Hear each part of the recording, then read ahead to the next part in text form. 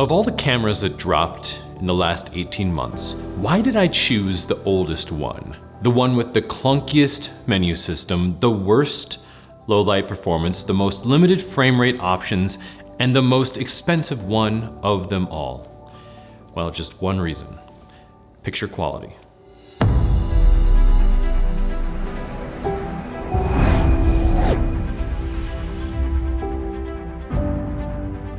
The Sony FX9 is a video camera. It's a filmmaker's camera. It does one thing, and it does that one thing well. It makes movies.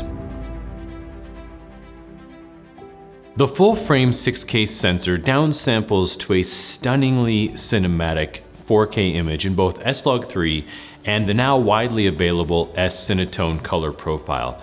The 15 stops of dynamic range in S-Log3 make color grading a dream, and enough can't be said for the incredibly soft character of the images rendered by this incredible sensor. I used a mist filter with it on this shoot, and it was way too misty. The FX9 paved the way for the new cinema line that includes the FX6 and FX3, but it does one thing that the other two don't.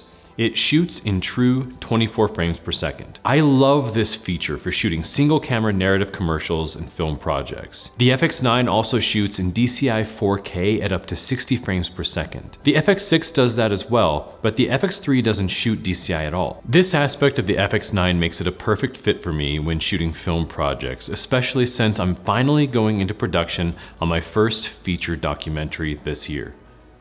Being able to shoot in both DCI and UHD makes it a perfect camera for commercial, television, and movie shoots. The autofocus of the FX9 after the version 2 firmware update is nearly perfect. I use this camera all the time for interviews, and paired with the A7S III, it's a perfect combination. I can rely completely on the autofocus to be accurate without ever having to worry. The FX9 allows the user to set the face and eye priority, but also a face and eye only autofocus, essentially keeping the camera from hunting for anything other than a human face or eye. It's flawless.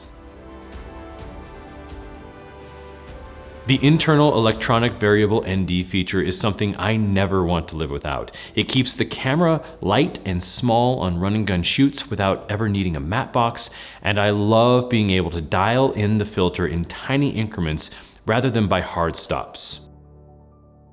I also love being able to use additional filters like the Blue More filter with the Polar Pro matte box without the need for a second stage accessory.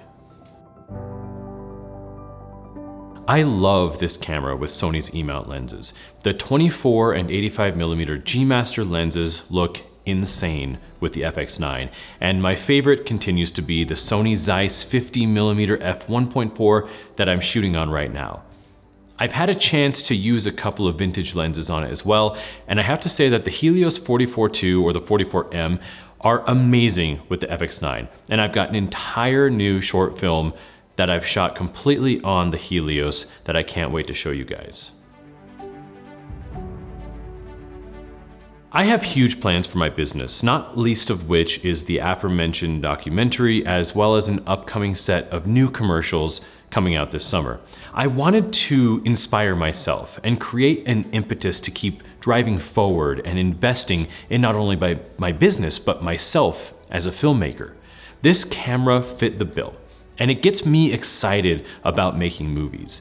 In the end, any piece of gear will do that for you as a filmmaker, but I wanted something for me to grow into, and I know that I can walk into any job or any bid with confidence that I have what I need technically to pull off any style of shoot.